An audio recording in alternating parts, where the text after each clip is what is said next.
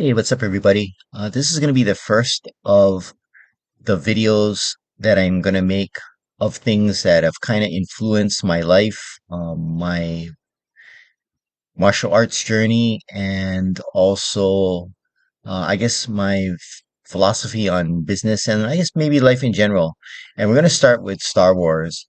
I'm a pretty big Star Wars fan. I've went to A New Hope when it came out in 1977, and I've been to the opening night or pre-opening night of every Star Wars movie since then, except for the Han Solo movie.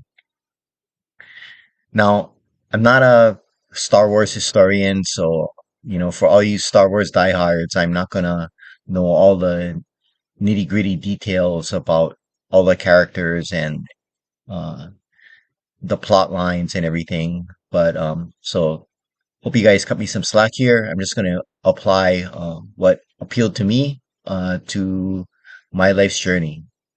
And so in this video, we're going to talk about the Jedi Code and how it applies to not only Star Wars, but um, I guess martial arts and life in general. And also talk about why, after all of these years, I've come to the belief that Leia was actually the most powerful Jedi. So let's get started by looking at the Jedi Code.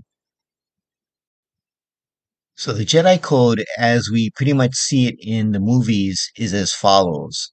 And I'm going to read it. There is no emotion. There is peace. There is no ignorance. There is knowledge. There is no passion. There is serenity. There is no chaos. There is harmony. There is no death. There is the Force. Now, as you can see, this pretty much fits into the pretty hard dichotomy that's set in the movies between the light side and the dark side. So this is clearly light side oriented. And one of the things that I've come to believe in my life is this total uh, leaning or weighing to one side has is a problem. And I think you see this in Star Wars in the movies itself, how the Jedi lean toward just the light and there was only the light. So there's only peace, knowledge, serenity, harmony, and the Force.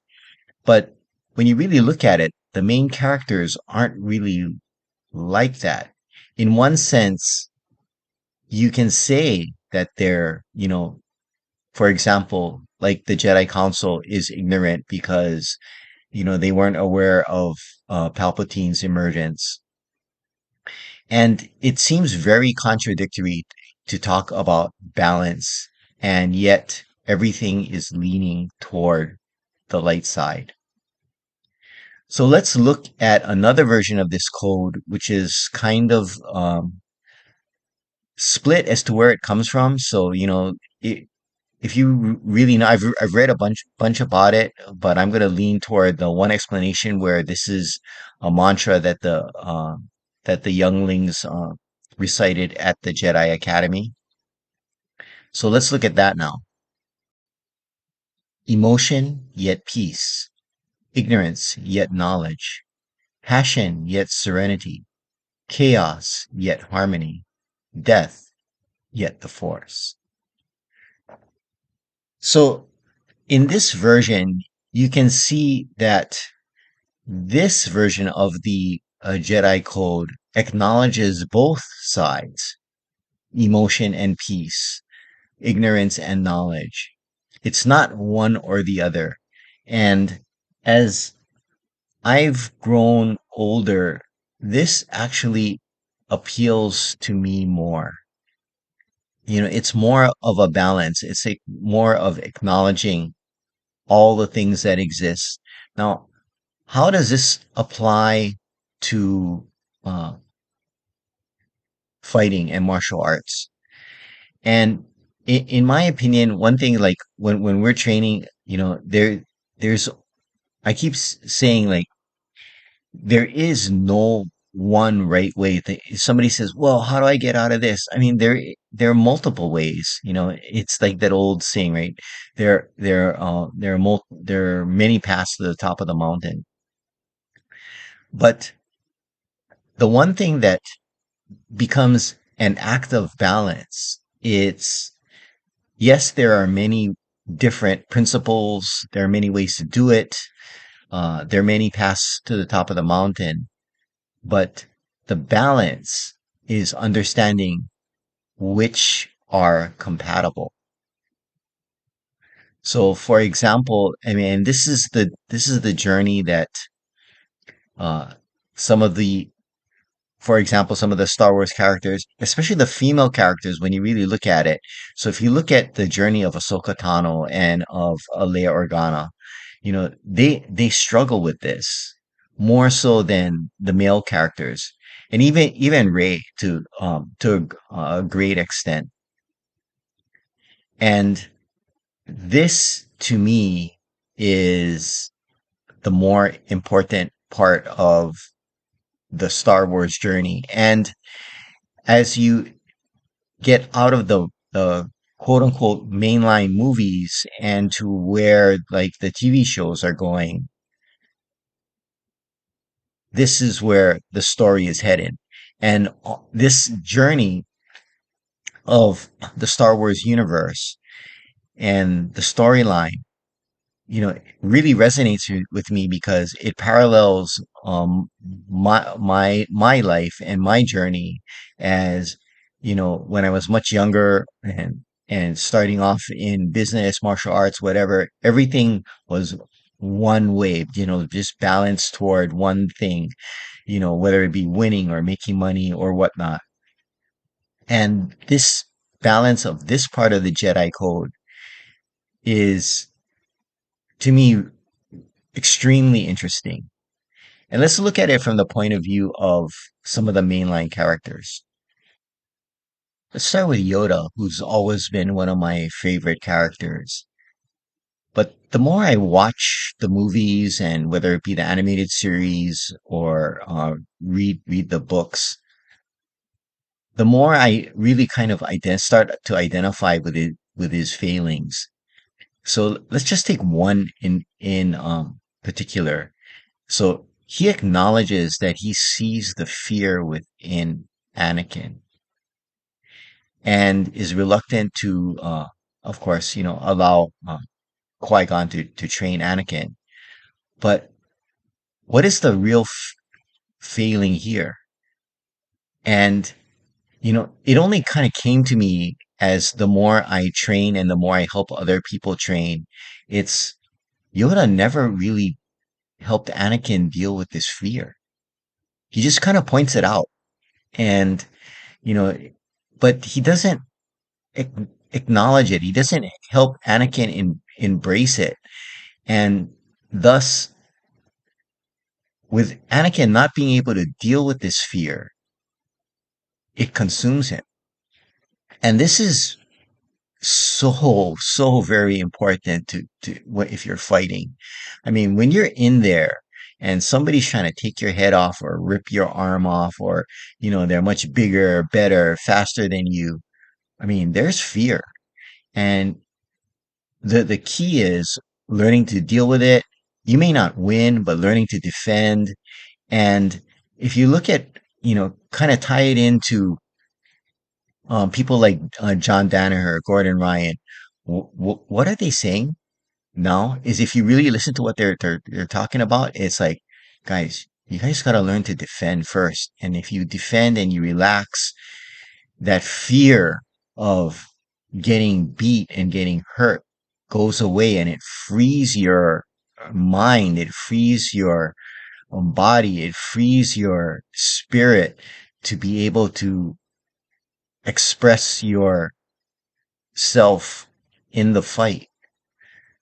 So so the more I look at it, it's this is what Yoda fails to do. And in one sense, this sets off this whole chain reaction of, you know, the emergence of Palpatine and the emergence of Vader. Now let's look at Obi-Wan. And Obi-Wan is, to me, incredibly interesting.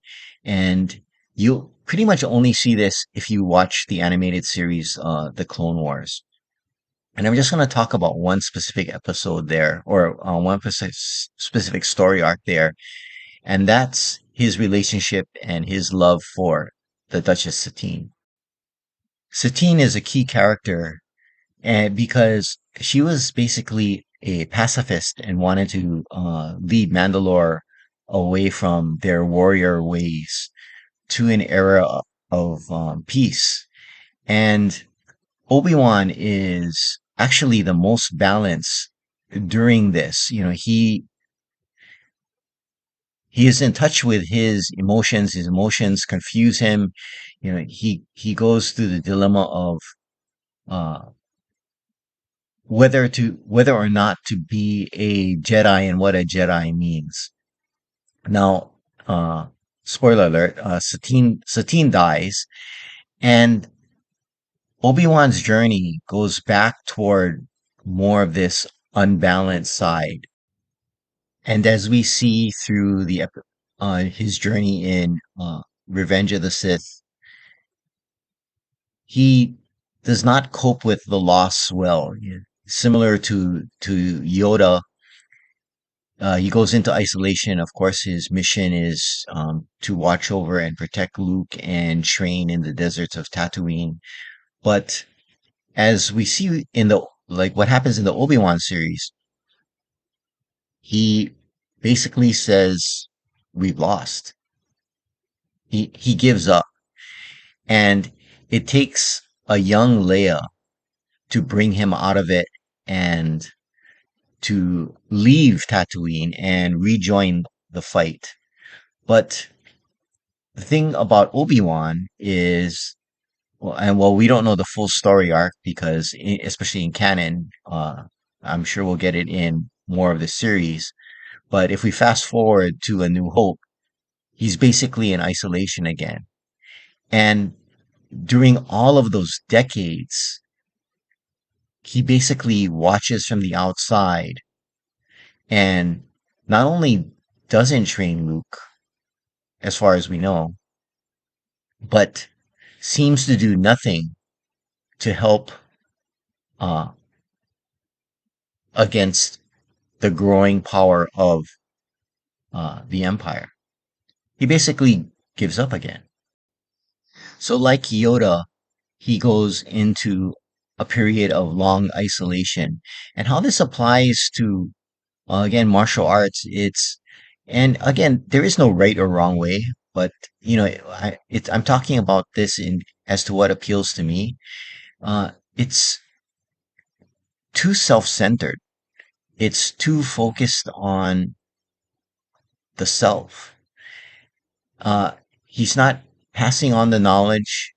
Neither is Yoda, and others are not benefiting from it. Now, you can say this happened to warriors like Miyamoto Musashi, but really the history behind Musashi is only at the very end did he retreat to the cave to write and then write the Book of Five Rings before he he passed away. He took students, and he had a student, and actually the Book of Five Rings was his way of passing on his knowledge to his students. But both of these Jedi, or these warriors, or these martial artists, basically fade into oblivion, and it's only the events of uh, A New Hope, Empire Strikes Back, and Return of the Jedi that change their course, but in a very limited way. Luke, on the other hand, as we see in his trilogy, is more balanced. He sees the good within Vader.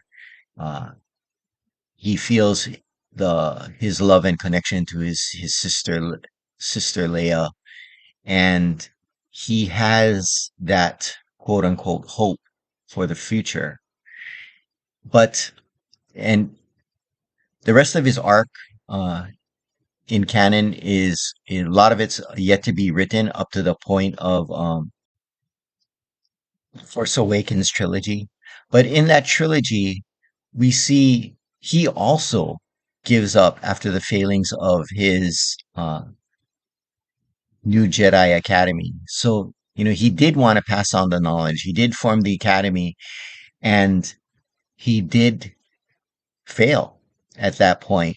But one of the things is it's his response to failure. Again, it's like Yoda and Obi Wan to an extent.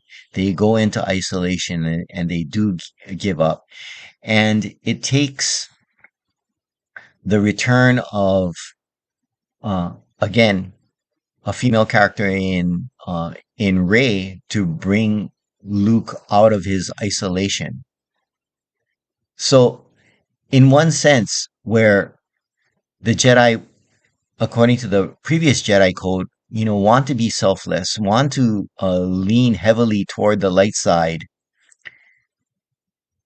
In one sense, you really think, or it's possible that they are actually embracing a, I wouldn't say the dark side of the force, but a darker side of life in giving up and going into isolation and feeling that you lost and feeling that there is no hope. And in my martial arts journey, this is almost unthinkable. Yes, you may realize you are not I'll speak for myself. Yes, I may realize that I'm not incredibly athletic. I'm not the most talented, but you know, I for one have never won in a mainland tournament. I've only won local tournaments, but it's that thing of giving up, and this giving up manifests itself in isolation. There is no sharing of the knowledge, passing on the torch, uh, pushing the journey forward. Now let's look at Leia, and from the concept, and we'll start with the pushing the journey forward. And if you look at it from just a martial perspective, uh, fighting with a lightsaber or whatnot, Leia pushes that aside as we saw. And where does she go? She pushes the journey forward in the cause. She never gives up. Her favorite line is, uh, or favorite word is hope. And she continues on.